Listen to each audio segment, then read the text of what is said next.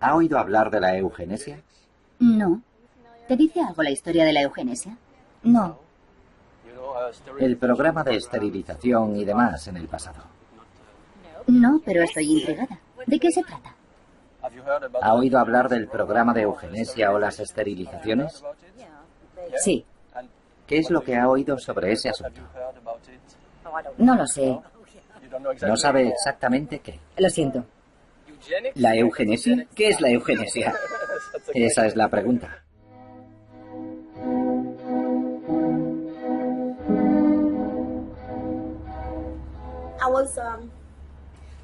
A los 13 años me violaron. Me quedé embarazada. El asistente social vino a pedirle a mi abuela que firmara una autorización y le dijeron que si no firmaba dejaría de recibir ayuda alimentaria. Mi abuela firmó con una cruz. Después se llevaron a mi hijo y aprovecharon la oportunidad para esterilizarme. Normalmente, ahora pienso, me pregunto, ¿por qué no esperaron? Yo era muy joven. Mi cuerpo no estaba preparado para tener un bebé. Ya había sufrido el trauma del parto, e incluso antes el de la violación. No me dijeron absolutamente nada. Mi abuela no entendía lo que estaba firmando con una cruz, porque era analfabeta. Me violaron 2 veces. En primer lugar, mi agresor, y después el estado de Carolina del Norte, porque me quitaron algo.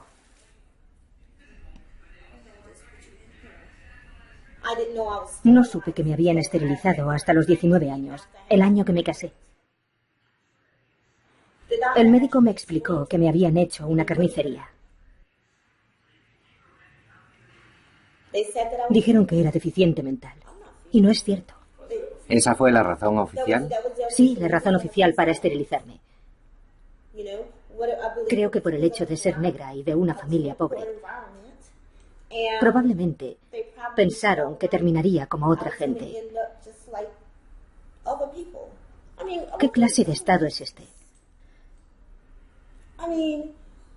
No creo que el Estado haya autorizado a un grupo de personas a reunirse y decidir qué es lo mejor para otra persona.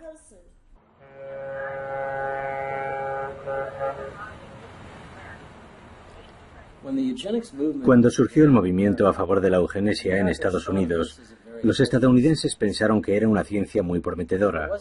Apenas se hablaba de la esterilización, más bien se focalizaba en la mejora de la raza.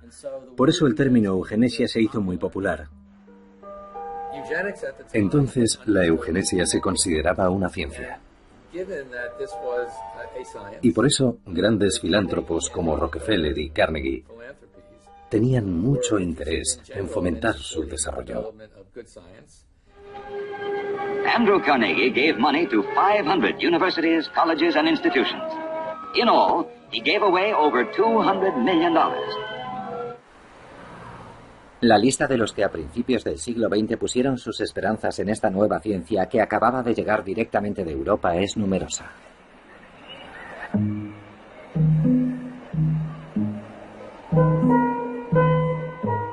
En los últimos años de su vida, Darwin está preocupado. Un sombrío futuro espera a la humanidad, ya que en nuestra civilización la selección natural no juega ningún papel.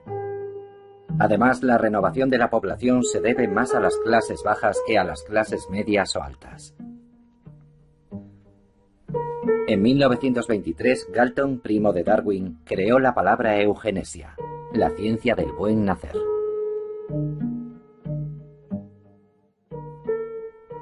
Cuando hoy decimos eugenesia, la palabra tiene fuertes connotaciones peyorativas. Nos olvidemos de que en aquella época, en el año 1900, la palabra eugenesia tenía un significado positivo. Las sociedades eugenésicas contaban con el reconocimiento social. Crecen con el consentimiento del poder, son conocidas, reclutan a un gran número de médicos, de los que entonces llamaban higienistas, que se sienten orgullosos y honrados por pertenecer a ellas. A partir de 1900, las sociedades eugenésicas se multiplican por toda Europa. Un médico, Plotz, y un psiquiatra, Rudin, fundaron la primera en Berlín en 1905. es la Sociedad para la Higiene Racial. La higiene racial consiste especialmente en impedir que los débiles, los enfermos, los incapacitados y las malas personas puedan tener descendencia. Sí, pudo haber miedo a la degeneración, un término que se utiliza mucho en la década de 1880, bajo la influencia de la difusión más o menos acertada de las ideas de Darwin, e influido también por la observación de las sociedades humanas como objetos de historia natural. Se puede observar que, sin querer restar importancia a las preocupaciones actuales, con la eugenesia unida al miedo de la degeneración, se da el mismo tipo de convergencia entre la política y la ciencia en torno a un temor o ansiedad que lleva a anunciar una posible catástrofe futura. La Sociedad Eugenésica Británica, presidida por uno de los hijos de Darwin, se fundó en 1907. Aquel año el novelista H.G. Wells escribió: «Nuestro deber es preguntarnos qué hará la sociedad utópica con sus enfermos, sus idiotas y sus locos, sus borrachos, sus viciosos y sus seres estúpidos. Demasiado estúpidos para ser útiles a la comunidad. Tendrá que recurrir a una especie de cirugía social». En Estados Unidos, a partir de 1907, aparecen las primeras leyes de esterilización. En 1910 se crea cerca de Nueva York la Oficina de Registro de Eugenesia, que se convertiría en el centro teórico de la eugenesia estadounidense. La institución que la vio nacer todavía existe.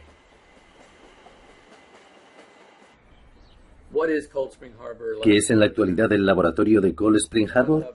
Uno de los más reconocidos a nivel internacional en cuanto a investigación en biología y genética molecular.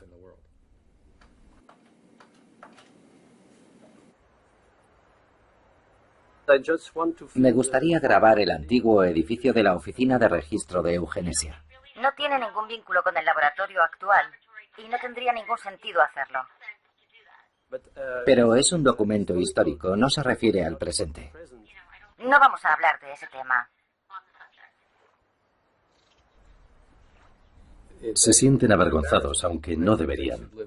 Es una lástima. No deberían sentirse incómodos porque lo que hubo allí no tiene nada que ver con lo que hacen en la actualidad. Sería mejor que admitieran que lo que pasó estuvo mal, pero eso fue hace más de medio siglo.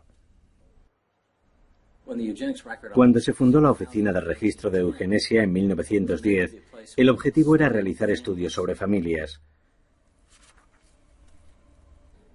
Charles Davenport, el antiguo director, se centraba, al igual que su héroe Francis Galton, en rasgos familiares.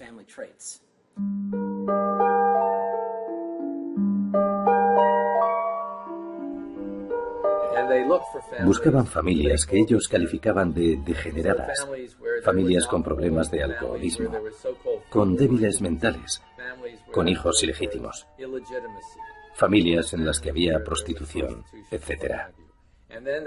Les interrogaban y les preguntaban sobre sus padres y sus abuelos.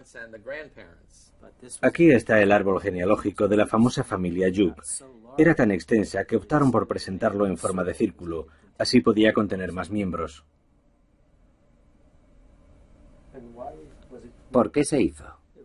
Para demostrar que cerca de 900 personas que habían estado en las cárceles de Nueva York descendían de la misma mujer, Margaret, la madre de delincuentes.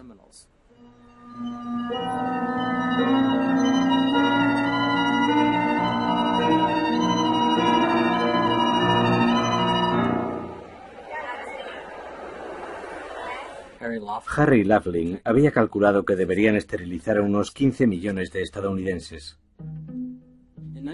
En 1914, a Laughlin le pidieron que redactara una ley modelo, y él declaró: «Esta ley debe servir para esterilizar a entre 10 y 15 millones de personas, que representan la 10ª parte de la población estadounidense». Cuando los periódicos eligieron ese titular, la gente se reía. Hubo una fuerte reacción en su contra.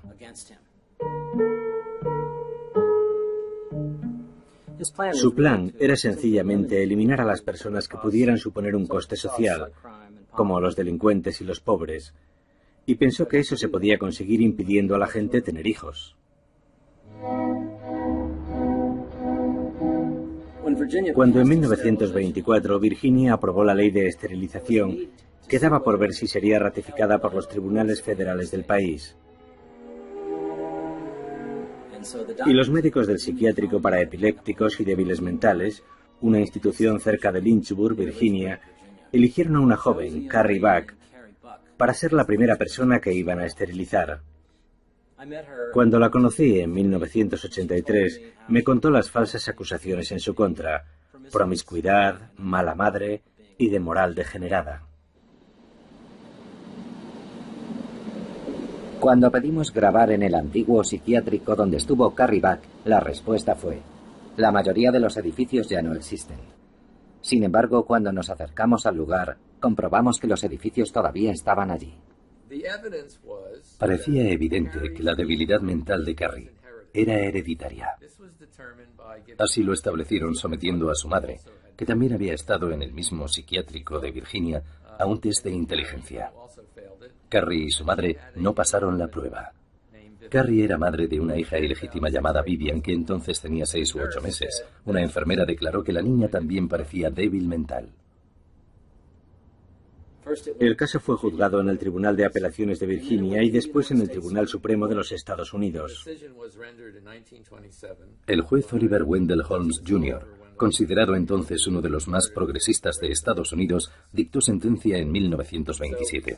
Al final del proceso declaró: 3 generaciones de retrasadas son suficientes. La madre de Carrie, Carrie y Vivian.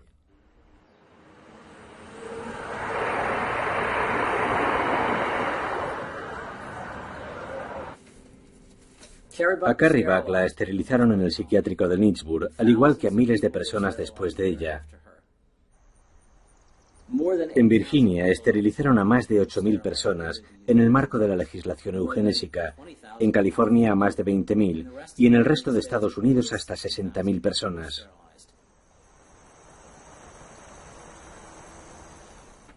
Siempre me sorprende lo poco que se conoce esta parte de nuestro pasado. Es algo de lo que no estamos orgullosos.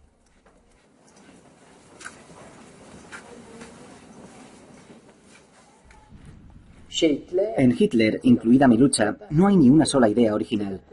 Es un conglomerado de ideas, absorbidas por una persona autodidacta sin ningún tipo de disciplina intelectual, con un resultado que ofrece un aspecto erudito bastante extraordinario, pero en el que están las ideas y temas dominantes del pensamiento eugenésico de los años 1900, 1910 y 1920.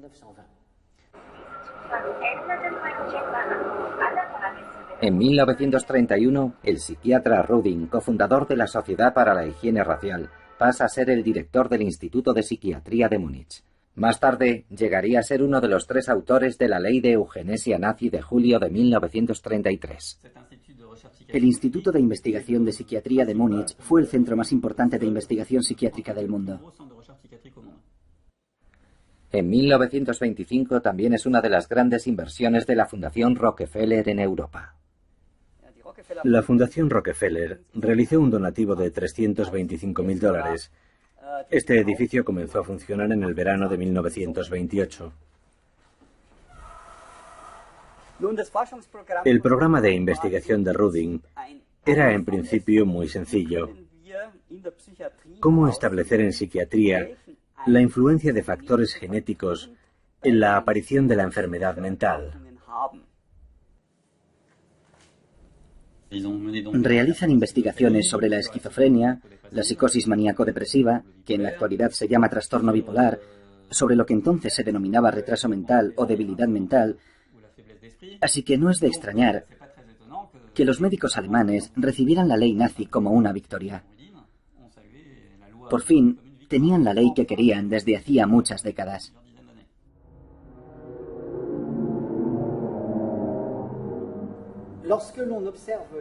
Cuando se estudian los primeros meses del régimen de Hitler, impresiona ver la rapidez con la que el mismo Führer en persona puso en práctica la ley de eugenesia, que conllevaba la esterilización de las personas consideradas inferiores. Esta legislación debe ayudar a eliminar a todo el que esté enfermo.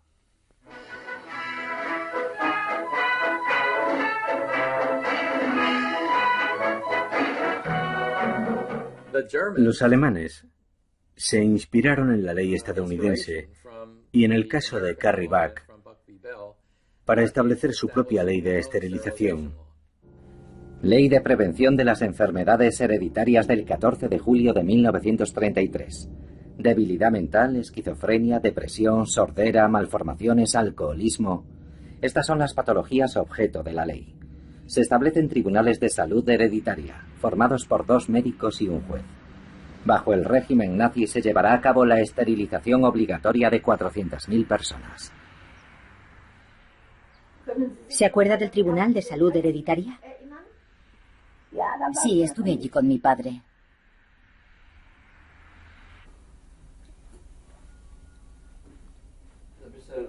¿Allí fue donde la operaron? ¿Cómo? ¿La operaron en Münster? Sí, claro. Un crimen. Un crimen contra una mujer alemana en buen estado de salud. ¿Sabe por qué la señaló el médico? Supuestamente yo era epiléptica. Tenía un novio que me dejó. ¿Por qué? Se enteró de que no podía tener hijos y me dejó. Y mis padres callados como tumbas. Siempre me decían, no tienes que decírselo a nadie. Tenía una prima en Münster y quería ir a verla. No, no lo puedes saber. Siempre era lo mismo. No se podía decir nada. He vivido así hasta hoy.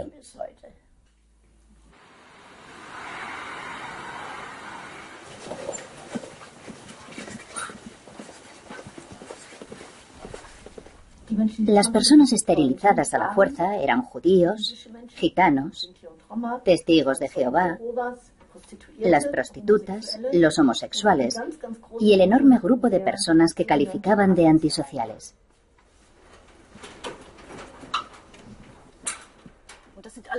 Todo esto son expedientes de los tribunales de salud hereditaria.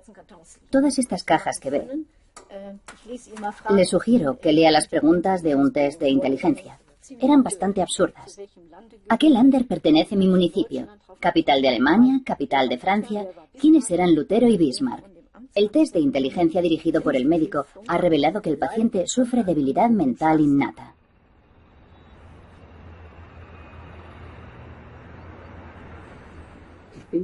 A mí me esterilizaron por debilidad mental innata. El anestesista me preguntó, dime, ¿por qué te han elegido para esta esterilización forzosa? Yo le miré. A día de hoy todavía no lo sé. Todavía no lo sé. Todo porque como resultado de los malos tratos, no supe la diferencia entre un río y un afluente, entre una escalera y una escala. Eso fue razón suficiente para esterilizar a un niño. A día de hoy sigo sin entender por qué. Eso significa que a los 14 años yo era un adulto. A los 14 años. A esa edad entendí perfectamente qué habían hecho con mi vida y cómo se desarrollaría. Esquizofrenia y debilidad mental innata. Estadísticamente hemos comprobado que son los 2 diagnósticos más frecuentes en los archivos. Los más frecuentes. Son denominaciones muy vagas, por eso se utilizan con tanta frecuencia. No se podían establecer criterios ni tampoco demostrarlos. Por tanto, la gente tenía que vivir toda su vida con ese diagnóstico, aunque no tuviera nada.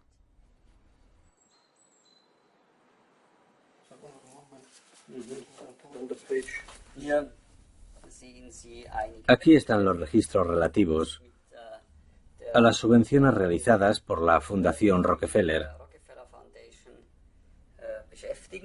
En 1936, los funcionarios de dicha institución interrumpen sus donativos.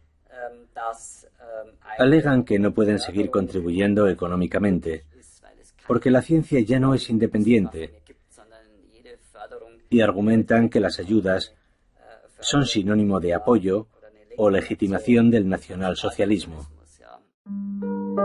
No estamos solos fue la propaganda creada por los nazis en 1936. Aunque las leyes eugenésicas no se habían aprobado en el Parlamento británico a pesar de varias campañas, ni en los países católicos a raíz de la intervención del Papa en 1930, en el momento de la celebración de los Juegos Olímpicos de Berlín existían leyes similares en vigor en Estados Unidos, Dinamarca, Suiza, Finlandia, Noruega y Suecia. 1936 es también el año en que los nazis ruedan la película de propaganda eugenésica Erkrank, el enfermo hereditario.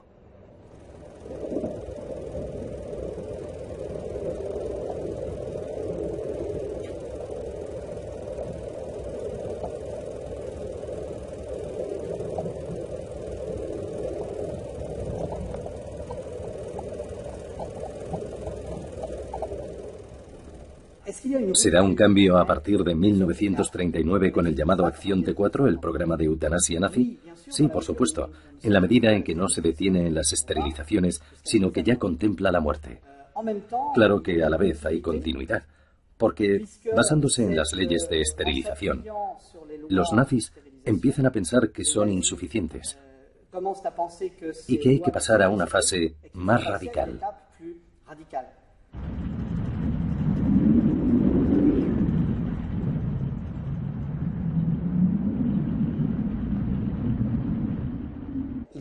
Solo hizo falta entrar en guerra para que los nazis pasaran de la esterilización a una auténtica política de asesinatos. Desde que en octubre de 1939 Hitler pone en marcha el programa T4, en ningún momento es oficial. Es un programa confidencial, un secreto absoluto que se exige también al personal, a quien se prohíbe tomar fotografías y hacer declaraciones. Aquí, en el número 4 de la calle Tiergarten de Berlín, estaba la sede administrativa de la operación T4. Los pacientes eran seleccionados a partir de los expedientes médicos.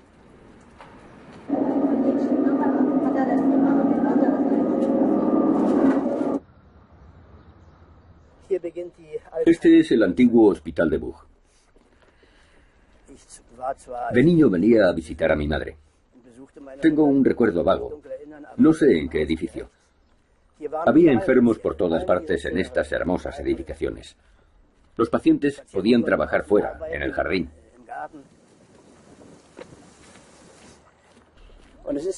Y con seguridad es por este camino por donde eran llevados hacia la muerte.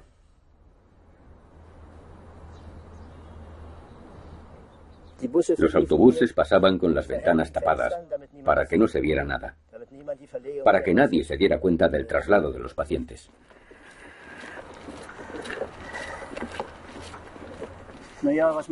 En cuanto a mi madre, fue internada por un médico en un sanatorio en Berlín a causa de una depresión, una simple depresión. A los pacientes les ponían una marca en la espalda, lo que indicaba que estaban listos para ser transportados hacia la muerte. Todo esto lo hacían los médicos.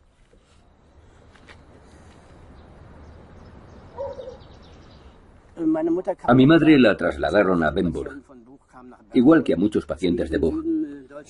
Está en el sur de Alemania, en Sajonia. También era un hospital donde habían construido un centro de exterminio, con cámaras de gas.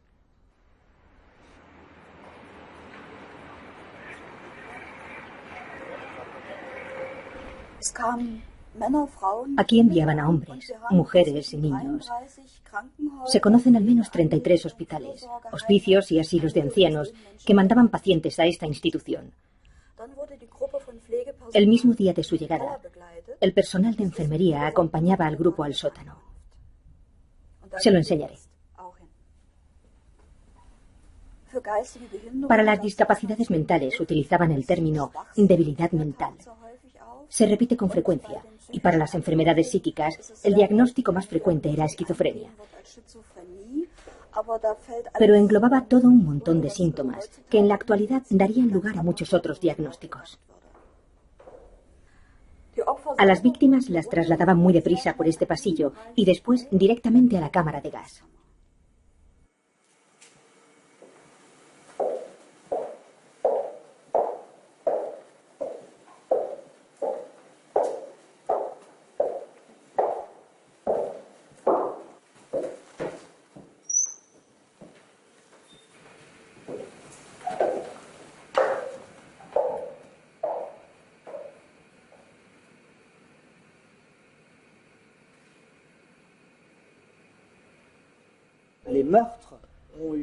Los asesinatos tuvieron lugar entre enero de 1940 y julio de 1941, es decir, durante 18 meses, con el resultado de 75.000 víctimas.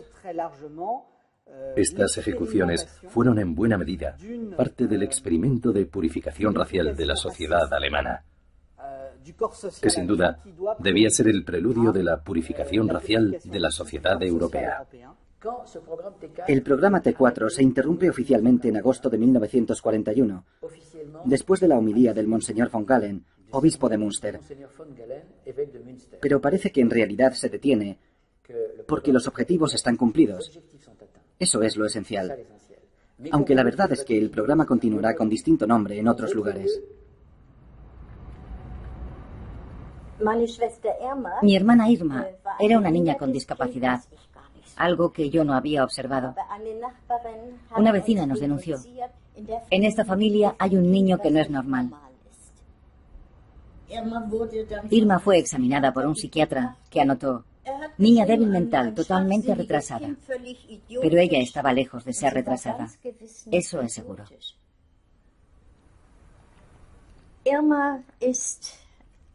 El 16 de agosto de 1943, Irma y otras 228 niñas fueron deportadas a Viena, a un hospital psiquiátrico, el Steinhof. Allí sometieron a los niños a terribles tratamientos.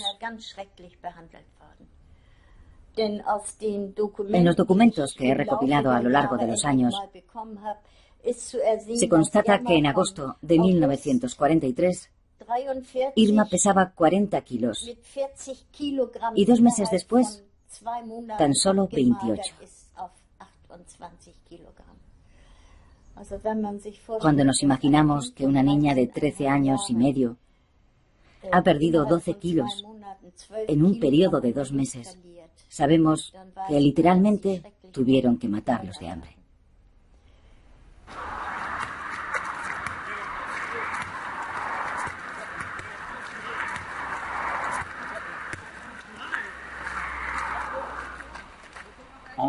Los historiadores calculan una cifra de 200.000 pacientes psiquiátricos muertos en los territorios alemanes a causa de la eutanasia.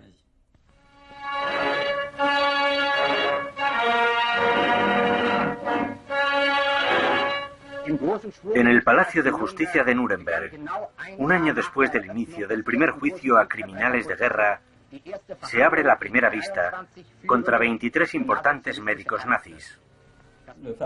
El famoso proceso de los doctores de Nuremberg, con 23 acusados de un total de 90.000 médicos alemanes, no es ni siquiera la punta del iceberg. Ni uno de los psiquiatras y pediatras responsables de la eutanasia estuvieron acusados en este juicio. Los autores de los crímenes aquí cometidos los calificaban de seres antisociales, inútiles, seres sin alma, y siguieron utilizando las mismas descripciones a lo largo del proceso, a mitad de los 60. Es decir, más de 15 años después del final de la Segunda Guerra Mundial. Prácticamente no había cambiado nada. En las últimas décadas, apenas se ha pensado en los pacientes fallecidos en este hospital de Boog hace 60 años. Ha habido incluso quien se ha opuesto a la creación de un monumento en memoria de las víctimas, alegando que podría dañar la reputación del centro.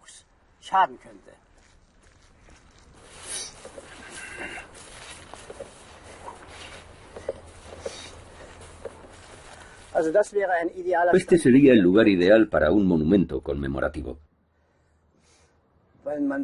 porque al fondo se ve el antiguo hospital. La idea de que esas personas estaban locas persiste en la actualidad.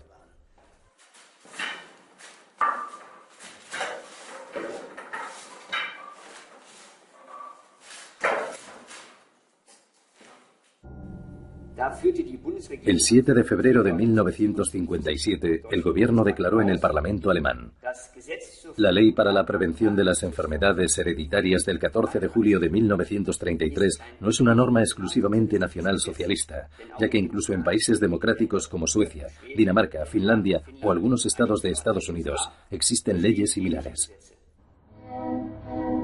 Si bien la eugenesia se detiene en Alemania después de 1945, en los países escandinavos y en los Estados Unidos continúa a una escala mucho menor. Después de la Segunda Guerra Mundial, el número de castraciones aumentó tanto en Carolina del Norte que llegó a ser el tercer estado del país en número de esterilizaciones.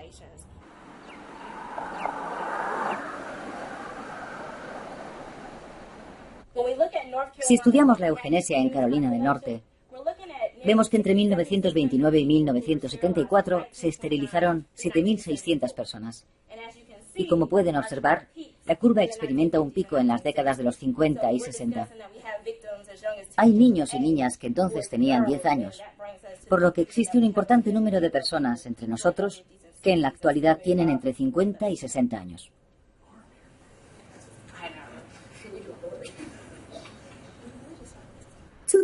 En 2002, encontraron los expedientes del programa de eugenesia y descubrieron que Carolina del Norte había esterilizado a 7.600 personas, la mayoría en contra de su voluntad.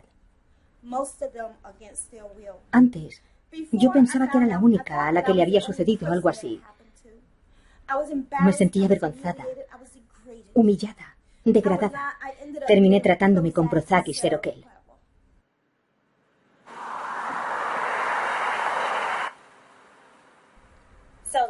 La Fundación para las Víctimas de la Esterilización se creó en marzo de 2010 con el objetivo de informar a las personas que fueron objeto del programa de eugenesia.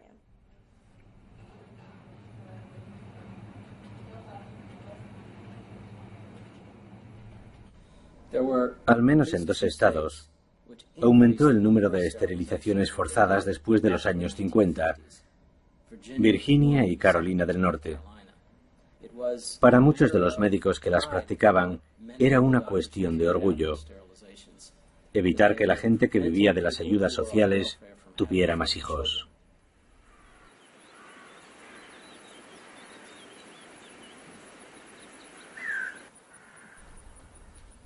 Tenía 14 años. Me cortaron como a un cerdo. Me operaron en 1948. Hace 64 años.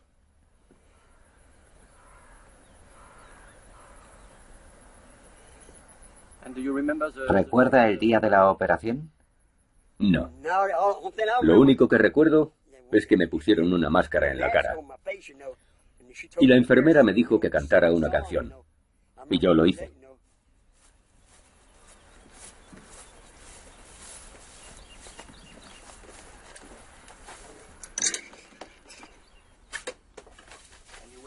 ¿Estuvo en Kingston?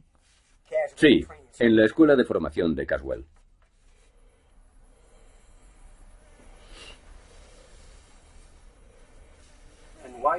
¿Por qué entró en esa escuela? Los servicios sociales. Mamá tenía 7 hijos. No podía hacerse cargo de todos. A mis 2 hermanas y a mí nos separaron. Ellas fueron a Virginia y yo a Kingston, en Carolina del Norte. Me dijeron que no podría dejar la escuela sin que mi madre diera su autorización para la operación. No podía irme sin que me operaran. ¿Esa era la condición?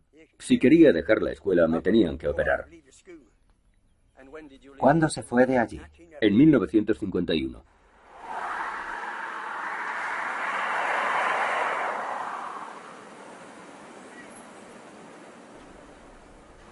La Liga por la Mejora Humana era un movimiento apoyado por las familias y los médicos de renombre. Distribuían folletos que hablaban de los débiles diciendo que no deberían reproducirse. Una gran maquinaria propagandística. La Liga se creó en 1947. Uno de sus objetivos era ocuparse de los tontos y los débiles mentales.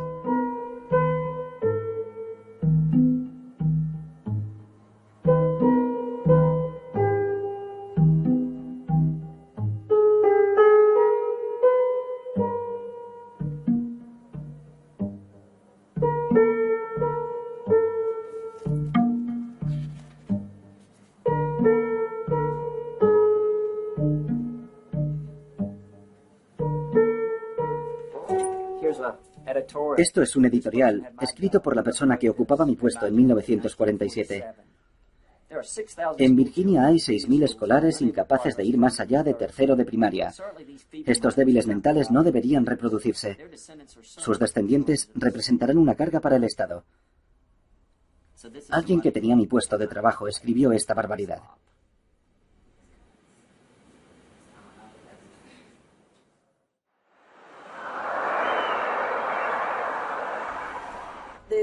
Las leyes de esterilización duraron desde 1935 a 1976, pero entonces nadie protestó contra ellas.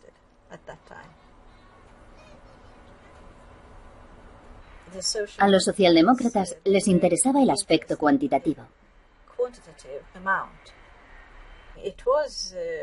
Era una especie de medida social para purificar la sociedad, eliminando a las personas más pobres.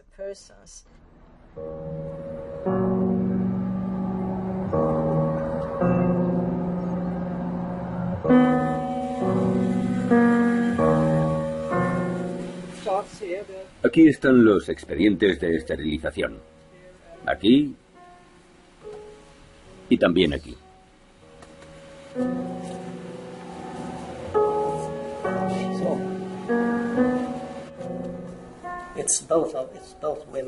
Hay datos tanto de hombres como de mujeres. Y de niños también. En este la razón es: no podrá hacerse cargo de sus hijos, ni de ella misma, ni de su familia, diagnosticada débil mental desde su nacimiento. No era una ley de esterilización forzosa. Digamos que los médicos necesitaban el consentimiento de la persona. ¿Pero había presiones? Por supuesto. Esta persona tendría una demencia paralizante. Estaba enferma de demencia. Estos son los test de inteligencia que ha mencionado. Y si el resultado mostraba una inteligencia inferior a un niño de 12 años, los médicos podían esterilizar a la persona sin su consentimiento. Y aquí tengo otra solicitud, donde solo se refleja la opinión de la profesora. Aquí describe a la niña. Tiene 14 años y, según esto, había abandonado varias veces la escuela. La acusa de ser sexualmente poco fiable y dice que ni de cara ni de cuerpo es atractiva. También afirma que es totalmente retrasada. Este documento es de 1947. Y la chica fue esterilizada sin su consentimiento. A principios de los años 50, las más afectadas fueron las madres solteras, porque recibían subsidios para sus hijos. El riesgo para la sociedad era que las mujeres tuvieran más hijos y que debido a eso tuviesen que recibir más dinero. Durante este periodo se esterilizaron un total de 63.000 personas, la mayoría después de la Segunda Guerra Mundial. La ciencia había reconocido que era inútil, pero tardamos tiempo en reaccionar, en cambiar nuestros hábitos, en aceptar nuestros errores. Todo este mecanismo en sí interesaba. En 1997, tras un amplio debate, el gobierno sueco ofrece una importante indemnización a las víctimas de la eugenesia. ¿Se indemnizó a muchas víctimas? No, no muchas. Tenían que demostrar que habían sido esterilizadas a la fuerza o en contra de su voluntad, lo que era muy difícil, ya que había una solicitud firmada. ¿Cómo demostrar que las habían presionado? Esto no aparecía en los registros. En Suecia sigue habiendo un debate sobre las leyes de esterilización. ¿Son una más de las páginas negras de nuestra historia? ¿Es el lado oscuro del estado del bienestar? En mi opinión, eran parte del estado de bienestar.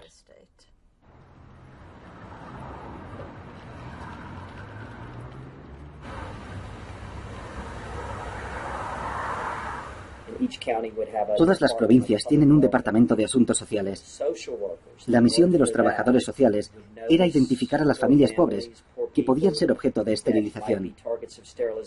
Presentaban una solicitud, calificándolas de débiles mentales o promiscuas, muchas veces basándose en rumores. Si eran epilépticos o ciegos, también iban a por ellos. Básicamente cualquier persona. Podía ser un trabajador social, un médico, tu padre, tu marido, tu madre, cualquier pariente. Absolutamente cualquier persona podía decir: creo que a esa persona deberían esterilizarla, y presentar una petición a la Comisión Estatal de Eugenesia. En este edificio se ubicaba la famosa comisión. No queda ni rastro. ¿Han oído hablar de la eugenesia? No. ¿No les dice nada? Nada. No. ¿Nada? No. Vale, gracias. Yo no sé mucho. ¿No? ¿Ha oído hablar de ese tema? He oído hablar de ello, pero... Prefiero no hablar de eso delante de él. Pregúntele a otra persona. Sí, he oído hablar de eso. Yo me crié en el noreste del estado. Conozco personalmente a una familia en una zona rural de Carolina del Norte que se vio muy afectada por la medida. Todavía viven con miedo. No quieren, como dicen ellos, levantar la liebre. Dependen de las ayudas sociales. Solo sé que hace mucho tiempo había funcionarios que decían a las minorías que si querían recibir ayudas sociales tenían que ser esterilizados. ¿Es eso? Sí, eso es. A lo largo de los años se constata que en los 50 y 60 aumenta considerablemente el número de mujeres afroamericanas que son declaradas no aptas. El objetivo de las esterilizaciones en Carolina del Norte no era, creo, responder a una doctrina eugenésica de mejora de la calidad de la población, sino ahorrar dinero.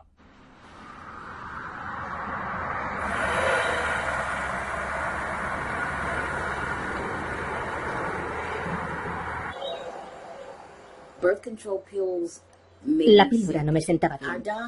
Nuestro médico me dijo que conocía algo, un método anticonceptivo extraordinario.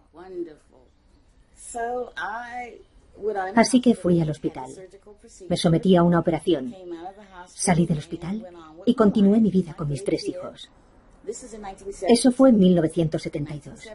En 1976, cuando quise rehacer mi vida, cuando deseaba volver a casarme, volví al hospital para revertir la intervención. Ese hombre se echó a reír. Le parecía gracioso. Fue entonces cuando me dijo que yo era estéril y se echó a reír otra vez. Yo le repetí que no era eso lo que había firmado, que no era eso lo que él me había dicho. Si hubiera sido un procedimiento legal, yo tendría un expediente médico que reflejara que me había sometido a una operación de esterilización.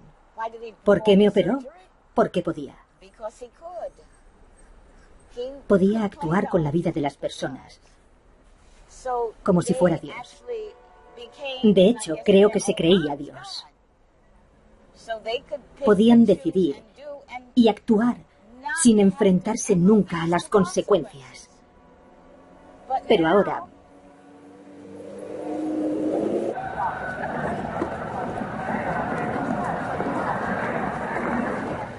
En 1980 el Parlamento alemán aprobó una indemnización de 5.000 marcos a las víctimas de la ley eugenésica de julio de 1933. 5.000 marcos. Por todo su sufrimiento. por robarles la fertilidad. 5.000 marcos.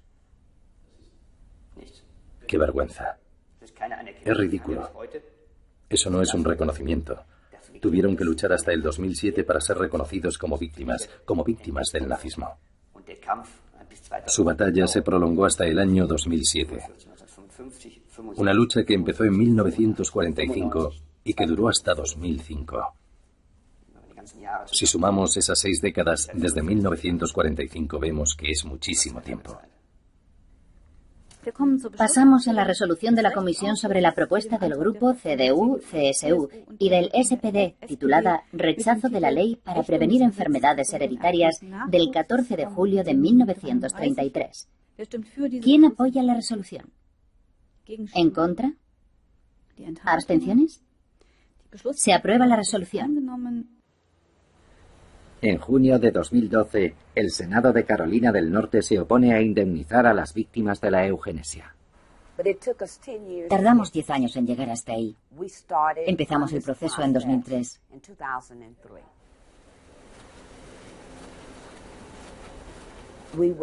Hubiéramos sido el primer estado de 38 en indemnizar a las víctimas. Estoy mucho más que decepcionada. No encuentro la expresión adecuada, pero estaba muy furiosa. Porque Carolina del Norte no hizo lo que era moralmente correcto para resarcir a las personas de quienes había abusado conscientemente. Y conozco a gente que me dice que conoce a alguien, un primo, un tío, una tía, pero no saben si están en las listas oficiales. Y eso está muy mal. Yo, personalmente, no estoy en la lista. ¿Qué pasará con las víctimas que no están en las listas? Nada. Nada.